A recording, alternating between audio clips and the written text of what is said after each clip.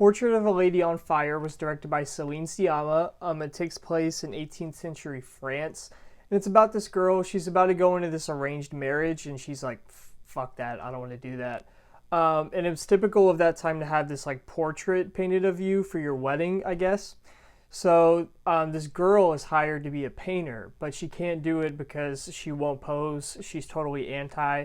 So she has to paint her in secret. So she goes and takes her on these walks and like pretends to like be her like acquaintance. And really she's trying to like paint her by memory to get this portrait made. So first, let's talk about cinematography for a sec, because wow. Like this movie looks like an actual painting. I mean, out of all the movies of last year, this one is for sure the best looking. Like how Jojo Rabbit had the lighting and Parasite had the set pieces. This one is just the best of both. And it was shot in 8K, which is very crazy that like our movies are going to start looking like this.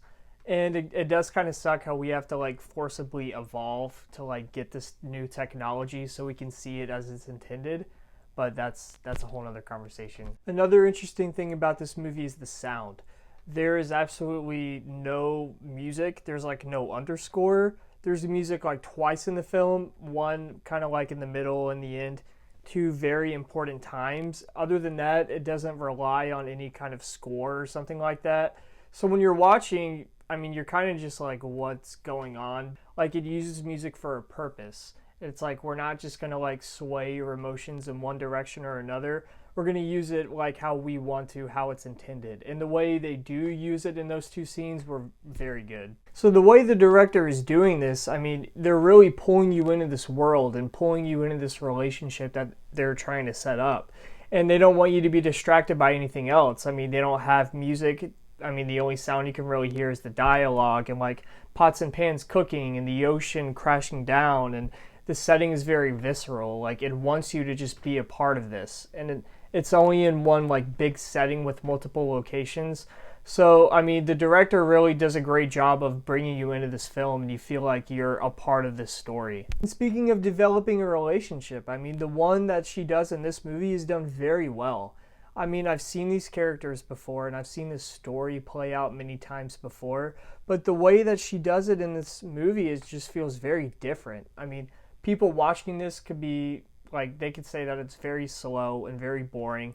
And it is a slow process, but the way, I mean, it just feels fresh. Like, the director doesn't want to just, like, speed up and hit, like, multiple story points that you typically see in a romance. Like, it wants to flesh out these characters, flesh out this, like, relationship, so it feels more meaningful in the end. I mean, and I think the slow process definitely pays off.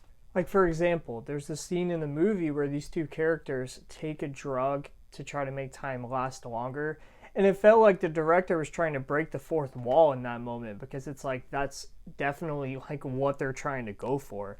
Like they want this like long drawn out process and they want you to just sit with these characters and like not try to speed to any kind of like point in the story. They just want you to just be a part of this relationship. And I feel like while the movie looks really great and like does interesting things with the sound, I mean, a lot of time is devoted to this relationship, and like it really makes the movie a lot better and a lot more interesting for that. But a lot of that couldn't have been done without the performances of these two women, and they were amazing. I mean, while the director does a good job of developing the relationship, I mean, the two like characters make it what it is. I mean, and it feels very like vulnerable and very believable.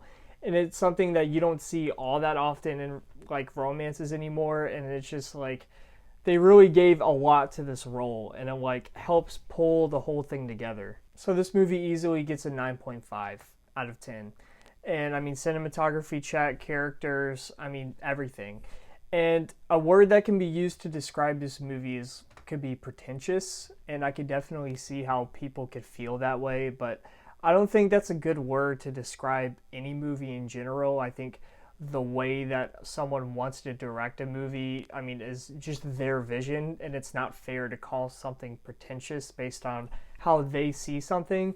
And if I were to make a film, I would love to make something like this. I mean, it feels like an art piece, and I don't know if that's like what they're trying to go for with like the title or anything like that. Like, I just want to watch this movie over and over and over again.